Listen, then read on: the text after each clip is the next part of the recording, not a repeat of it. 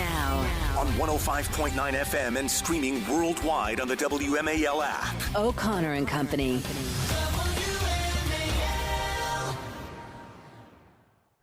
It's 5:06 this Monday morning in the nation's capital. Thanks for joining us on O'Connor and Company. Because look who's back. It's Julie Gunlock. She's company and everything. Welcome back from your whirlwind trip to Ireland. Thank you. Did you enjoy it? Of course. You were there for Thanksgiving. Who does Thanksgiving in Ireland? I was there. Well, this is the funny thing. In Ireland, many of the pubs, not all the pubs, but many of the pubs have a tradition of serving a full Thanksgiving meal. That's nice. And we were in Doolin, which is known as sort of a music area, and obviously the Cliffs of Moher. And there is a pub there called McGann's, and they really did it up right. They had the American flag flying. They had Thanksgiving decorations. Did they have Joe DeGeneva at 7:05?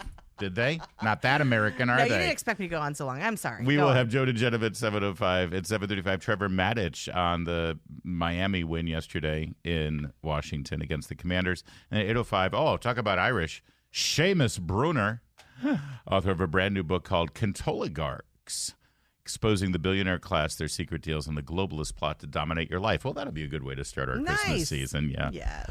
I'm Larry O'Connor with Julie Gunlock. Now, please continue. That's very cool. So you have this. We want to catch up with you. And we want to know if when you were there, I know you didn't spend a whole lot of time in Dublin proper, but the whole country must have been buzzing about all of the unrest in Dublin, about the overall larger issue that was sort of exposed, a raw nerve that has clearly been pulsating within the country of Ireland over their unmitigated migration policies that allow so many illegal immigrants to be in the country. It's everything that we were seeing there and all of the complaints we were hearing from Irish politicians and specifically populists and conservatives who were looking to sort of amend their current open border policy. I kept hearing, it's like, well, this sounds really familiar. This sounds really, really familiar. Yeah, and actually the politicians and the media response to what many would call a totally legitimate protest started out. Now, the protest did get into, there was vandalism, there was violence, which according to many people, if BLM does it and if, pro-Hamas protesters do it, that's totally fine. It's righteous. It's fiery, but mostly peaceful. Right. But this was a horror show, what happened in Dublin. There was an Algerian immigrant who stabbed 3 young children, leaving a 5-year-old girl in critical condition. Also injured a teacher who intervened and stopped the attack. And there was also a couple other people who intervened. But people went to the streets and said, okay, we are done with this mass immigration policy. Well, and you raised BLM and pro-Hamas and other protests. I mean, we on the political right is in Ireland as well as America, we have learned that that's the only way to get attention. That's right. And we have learned that it's rewarded. It's virtuous to come out. And changes happen. That's right. Take to the streets, and that's what happened because they are rewarded when you do that. But not when the message isn't in line with the leftist agenda. And this is what happened. So the media and leftist politicians in Ireland, which, are there any others? It's a pretty leftist country, basically said that these people, these protesters, were extremists, were right-wing extremists, were racists, right? And then you had people like Conor McGregor, who's, he's a very famous Irish fighter. He came out and said, look, I think these people have a point. And now he is being investigated, actually. The Irish government announced that they are going to investigate him for troublesome language. For inciting to riot. And they proposed new laws abridging speech on social media. Meanwhile, the mayor of Limerick, a large city in Ireland, said that he hoped that the protesters were murdered. He said they should be kicked in the head until they're dead. But that's not problematic language. No, that's perfectly fine.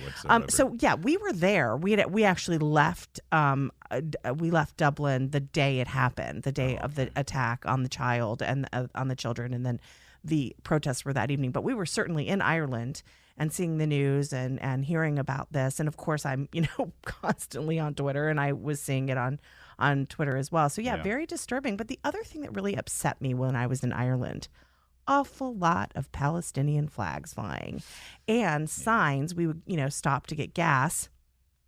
By the way, we did drive on. My husband did drive on the other side of the road, and he survived. That's good. We By all the way, survived. I hate to correct you. You didn't get gas. You got petrol. Petrol.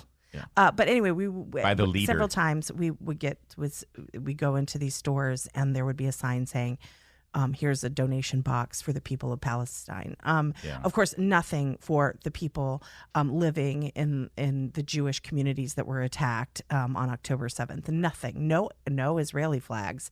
That was disturbing for me. And I understand where this comes from. I understand that Ireland was occupied by Great Britain for many years, and they have this they're doing this sort of DEI sorting, right? They're like the oppressors and the oppressed, and they see themselves in this weird way as having a kinship with the Palestinians. Right. They relate to the occupied people. Yes. Yeah. It's based entirely on misinformation. I'm sure none of them know that Israel left Gaza, in 2005, and that there haven't been elections because Hamas just like they did Belfast. Right. Yeah, is that what you're saying? So it was. I have to say, I had a wonderful time in Ireland. Oh, but I wanted to drink. It just made every time I would see a Palestinian flag, I'm like, get me a pint right now. This explains why the Irish have this reputation. It's like, frustrating. Can't deal with the politics. I can't deal with the opinions. Give me some whiskey. Yes. Fine. That makes sense. But I'm glad you. But we did have a wonderful time. It's a great country. And we were there with Carrie Lucas. We were a vacation. Our so it was like a little Independent Women's Forum summit. Right. Yes, you can write the whole thing off. It was a retreat, executive retreat for IWF. Yes, it was very well. We didn't talk about work, but Carrie and I are very good friends outside of work. So we went with her family, and it was lovely. We had a lot of fun. And were you singing Irish tunes always the entire time? Yes. I have a theory that there's just one Irish tune. They just replay it over and over again with different orchestrations. But that might be true. Like, you were in Ireland, and we went to some of the pubs that you had gone to. Some of the same places. I did a reconnaissance mission for you. Doolin is known for music, so we heard a lot of great, and it was great. It was not the same song. It was great. Pretty close. Pretty close. I love being in an Irish pub, and like 3 songs in, they start the fourth song they play. Everyone goes, who cares? Order another pint. It's the same damn song. They're just getting drunker and drunker as they go. That's right. Well, welcome back. It's good to have you back. Thank you. I missed you guys. We did our best to keep the home fires burning. Well, I did listen. I'm not kidding. I listened. But we're your midday show there. It was very right? civilized hours, actually. Yeah, imagine that. Sleep in, turn it on. That's what you're saying is you could have done the show from there, but you would have been awake instead of what we're used to. Fully caffeinated. Well, it's good to have you back. It is, and we're excited to launch into the Christmas season with you and all the holiday season. Is everybody on your list getting something Irish for? Merry Christmas. Here's your sweater. Okay. Right. I have to say, though, we immediately bought Irish sweaters and then peeled them off. They are so hot. Yeah. Oh, they warm you up for sure. But no, that's the whole idea there, because it gets very cold, and then suddenly it isn't. Right. And then you've got to layer. It's all about layers. It's all about layers. All right. Well, welcome back. You're Thank back you. in the swing, and we're going to start talking. The next thing we're going to discuss is Michigan's victory over Ohio State. I'm sure that your entire family was. We watched it. Oh, I've helped. My husband watched it while we were over there. Oh, really? dear. Well, that must have and been. then he went to the pub, and boy. like a true Buckeye. I don't care. Let's drink. It's 5:15. WMAL traffic and weather. I'm so sorry. I need to be accurate. That would be number 1 Michigan. They are now the number 1 team in the country. I'm going to let you have it. Until they're not. Go Michigan. Go blue. Traffic and weather every time. WMAL. Making sense of the news. Live From the Home Paramount Pest Control Studios. Home Paramount, the leader in pest control since 1939. Cool content from your favorite WMAL shows. Download the new WMAL app today. I feel like we are doing a bit of a travel log for Ireland, but it is a rare thing where, both of us traveled to the same foreign country within the same last area. couple of months in the same area. Yeah. And despite the left-wing politics and the craziness there, I mean, the one lesson to learn here is pretty much everywhere in the Western world and Western civilization, they're fighting and struggling about the same issues that we're fighting and struggling about here. And the media behaves exactly the same way in terms of picking and choosing the winners and losers and disparaging those that they disagree with as right-wing lunatics. It is okay to want to preserve your own culture. Yeah. That is one thing that's very interesting, is that these people are really concerned about who is coming into their country and presented as dangers. I mean, this It's interesting too because the man who stabbed these children has an asylum request, which has been found to be bogus, and he is supposed to have been deported, but there have been so many legal hurdles, and he keeps filing appeals. And then there's NGOs, of course. I mean, this is the problem: is so many of these non-governmental organizations get involved and defend him, and so he's been in the country, hating the country. Right. And this again shouldn't have been there in the first place. He went through the process, should be deported, and yet he's still being protected. He's still being and probably getting a ton of benefits as well. Exactly. And you hear from all of the Irish politicians, or really people like Conor McGregor and other people who are stirring up, the interest in protesting against this. They keep saying the Irish working man, the Irish working man. This is this hurts the Irish working man, and is true. That's resonating. Well, and let's not people. forget. Look, worldwide, everyone's struggling. Yeah. The economy is bad globally. Okay, it's not just in America. Okay, and so. It does frustrate people that people come that, for instance, this man came from Algeria into Ireland, is benefiting on all these programs, cannot be deported. And meanwhile, an Irish working person is struggling without probably so many services. What complicates things in Ireland even more is that they're part of the EU. Yes. So even if there was a stomach within the Irish Parliament to draw the line and do something, they've got to answer to Brussels. That's right. The EU has said you've got to open up your borders and allow these refugees asylum status, and so they've got to do it. And Ireland is watching as the UK with Brexit. Those citizens actually got out. Right. Got out of that. It's got to be irritating. Yeah. So but I think what's instructive, and certainly from your firsthand experience, is to see that these arguments are happening all across the place. Yeah. It's not unique to America. Right. It's not unique to the Republican Party and Trump and all of those things. But I can tell you that those countries look to us as a leader. When we have somebody like Joe Biden in office who makes excuses for all of these policies and enables it, then that does send a signal. We still are the leader of the free world. Well, I also think it's interesting because when I was sort of watching this, I was thinking how important it is that there's platforms like X. And we always think how, Elon Musk, free speech, and Matt Taibbi and the Twitter files and all this stuff. Yeah. I always think of that as like happening in America and being important for America's future. And then it occurred to me, my goodness, what's happening in Ireland? People are getting the truth from X, and that's in Ireland. So it kind of, because they have literally state-owned broadcasting on television, they were getting a very different message and news than you were seeing in real time on social media. That's right. It's fun to be able to get outside of the American box and see it happening in real time, and also sort of the fact that we have talk radio. They have talk radio there, but it sounds a lot like NPR, and it's state-owned, it's state-controlled, and they would give what they claim to be equal time to both sides, but it's not. Right. And they don't have a forum like we have here. They don't have talk radio. It's why that First Amendment is so incredibly important, and we need to continue to embrace it. Well, they are working on limiting. There is now a bill that the Irish is considering. And I think it will pass because Irish politicians are largely leftists, and they are going to further limit the right to free speech in Ireland. They don't have a First Amendment, of course, but they are going to, if you offend someone, it has a lot to do with gender. Yes. But this immigration stuff really put, sharp relief on the fact that they're going to limit even your ability to criticize the immigration policies. It does. And I just want to also reiterate that Ireland does have a unique history, and this goes well beyond the current mandates from the EU and everything. Ireland, the Irish people were the refugees everywhere else in the world. Australia and America and Africa and other parts of the world all accepted Irish immigrants when they were refugees and when they needed asylum. And so they do feel somewhat responsible for accepting people on their shores too.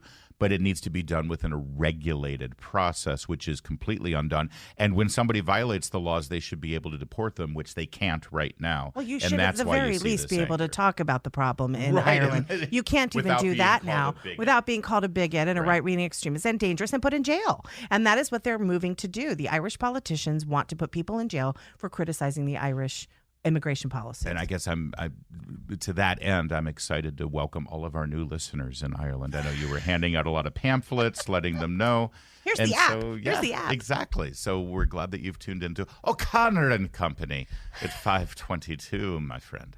Well, Julie, I want to give one more thank you to our incredible listeners because, of course, Thursday and Friday we spent so much time focused on the WMAL Fisher House Radiothon. Yes. And thank you for all the support you were giving on social media and absolutely. getting us excited about it. And we just want to give you a final, well, it's not a final tally, but the latest tally, because we still have some numbers that came in over the weekend.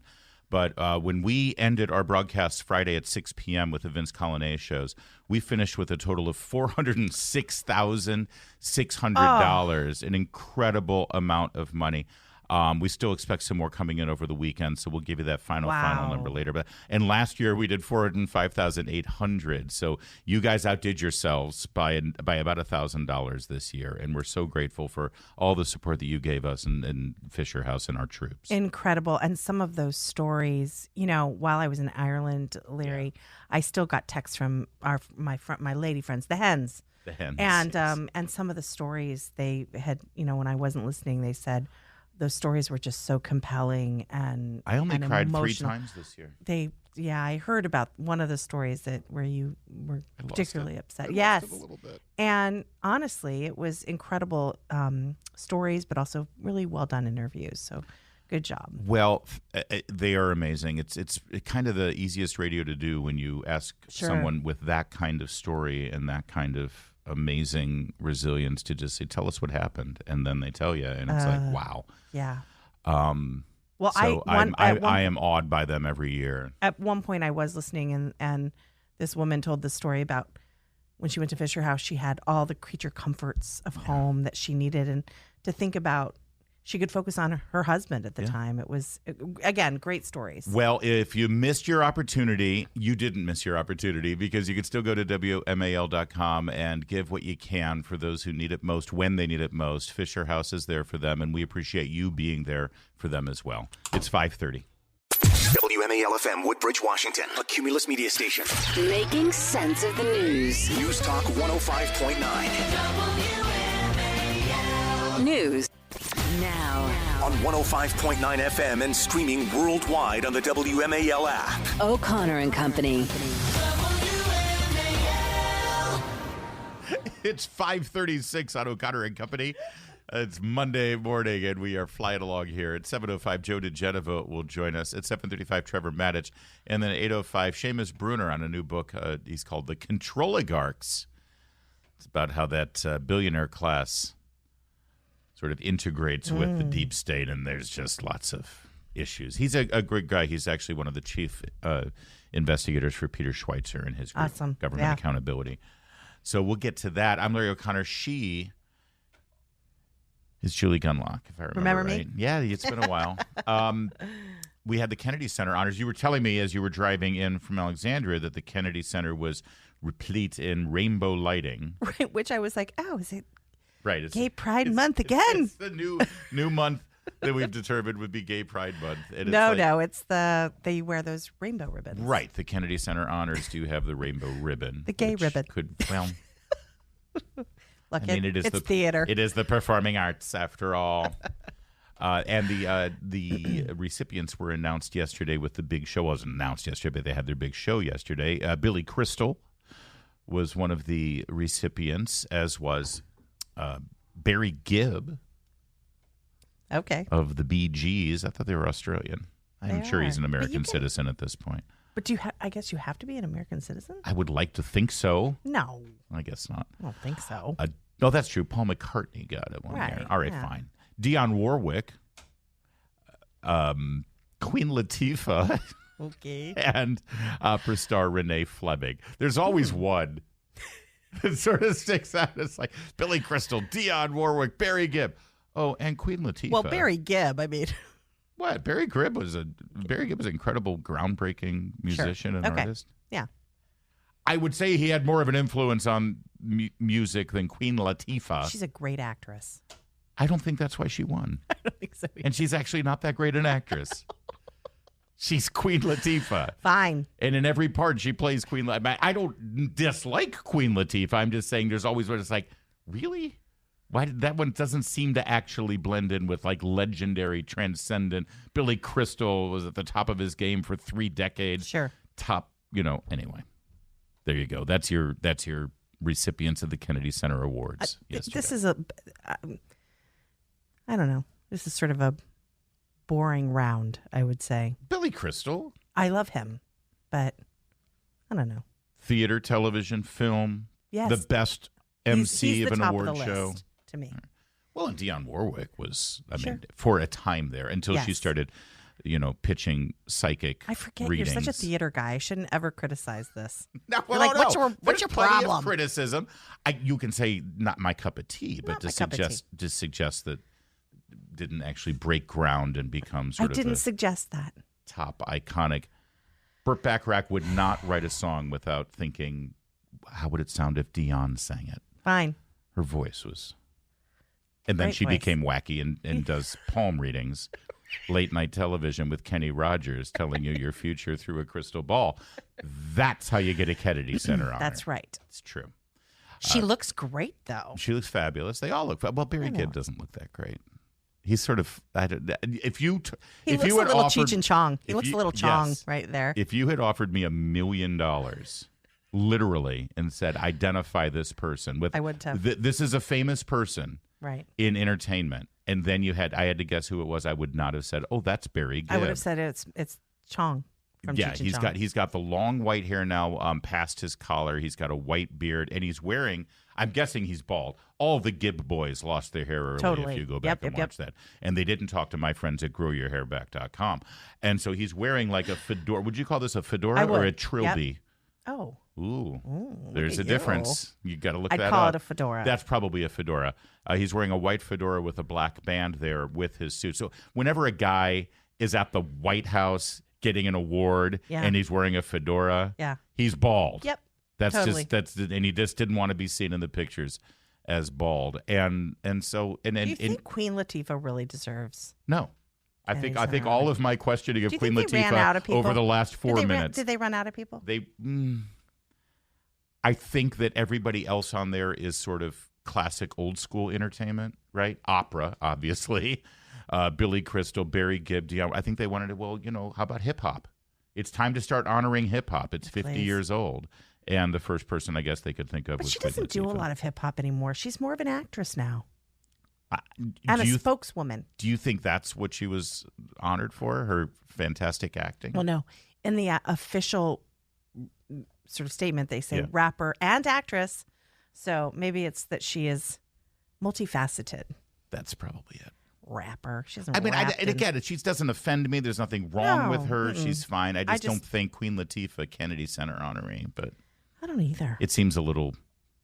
Yes, it seems like they needed one more, and like I said, they wanted to make it a little bit more to choose from. Right. Like you want to pick somebody from the hip hop world? How about Eminem? I would say Eminem did more than Queen Latifah. What are you looking at me like that for? No. Eminem was way more groundbreaking than Queen Latifah. Can you name a Queen Latifah song? No. Can you name an Eminem song? No. Well, there you go. All right. Neither of you get the Kennedy Center Award. There was a time when there was no bigger game show in America than Family Feud. Right. Did you ever want to do that when you were a kid? Did you say, oh, I wish our family did that? I don't think I ever wanted to, but I mean. Your dad would have been awesome on Family Feud. Are you kidding? I was always worried that if I got something wrong, that my brothers would just smack the hell out of me on national television. Honestly, if I'm going to be honest, I wasn't allowed to watch Family Feud. My mom thought the host was a racy. little. Yes. Richard You know my Dawson. mom. I've talked about how she wouldn't let me watch anything. So. That's probably fair, especially considering this story, because Richard Dawson, he was sort of he had a lot of double entendres. Yes. And the show was replete with double entendres too. But it was one of those things where if you were old enough and mature enough to understand the joke, then it was okay. And most kids, it was went right over their heads. Right. My mother apparently thought I was very sophisticated. Yes. Exactly, to corrupt you.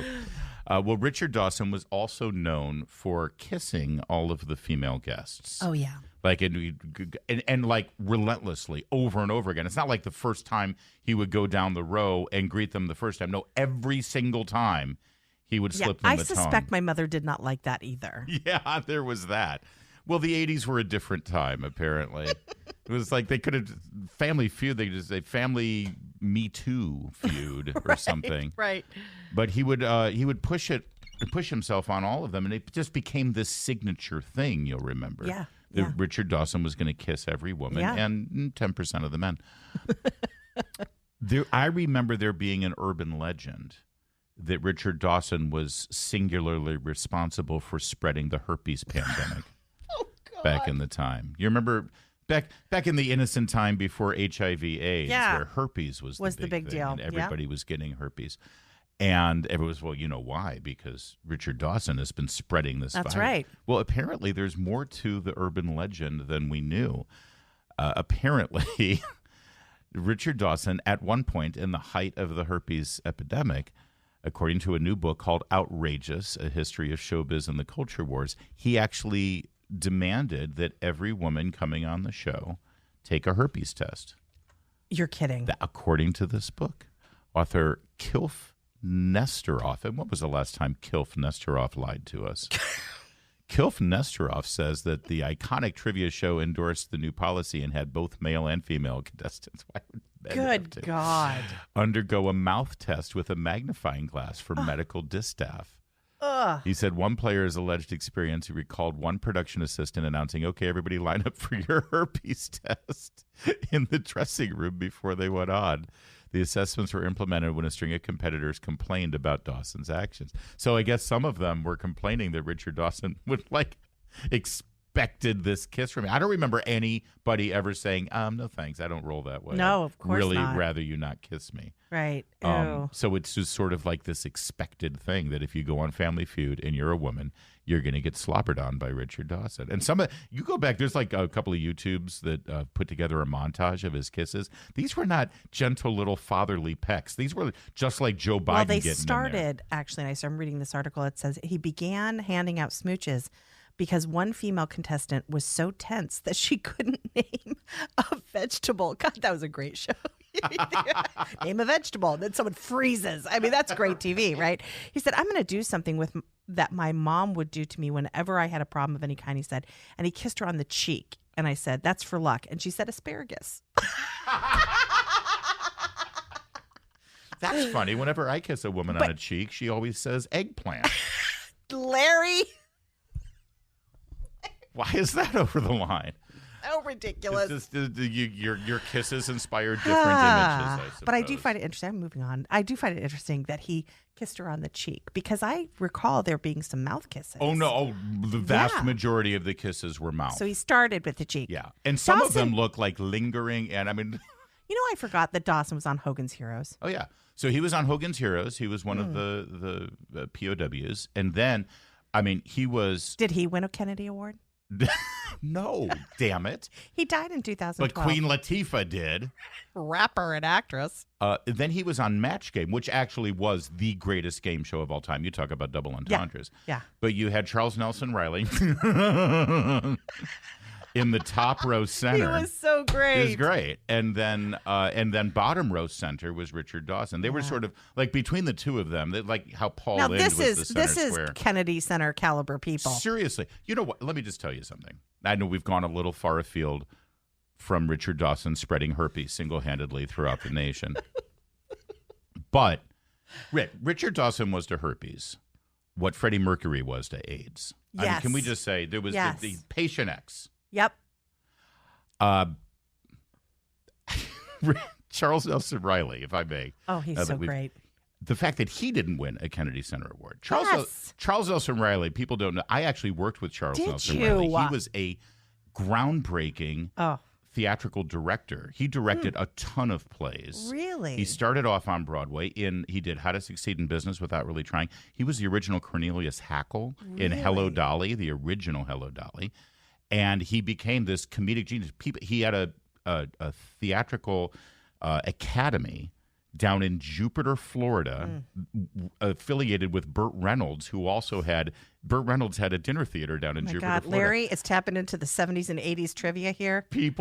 Actors would make a pilgrimage to Charles Nelson Riley's Comedy Academy to learn comedy, and he was a groundbreaking instructor. And then he became a director and game shows. Don't you miss Hollywood? Yes, Don't back you when miss it was fun. Real entertainers. He had Wow. a opening night party a play that I produced that he was the director of, and he had a party in his home in Beverly Hills in the Canyon. Did you go? And yes, of course. And he said, "Do you like my house? It's match game. This whole place is match game." That's perfect. And then he said, "Now, Larry, you're from Michigan, right? I got you some Vernors. I have Vernors over here." And he had imported Vernors because he couldn't get it in California. He was a great guy. And the bottom line is, he never spread any diseases on game shows like Richard Dawson, and he never got a Kennedy Center Award like Queen Latifah. And now I'm going to be bitter and angry for the rest of the day. Good. Excellent. Got my little story. It's 5:50.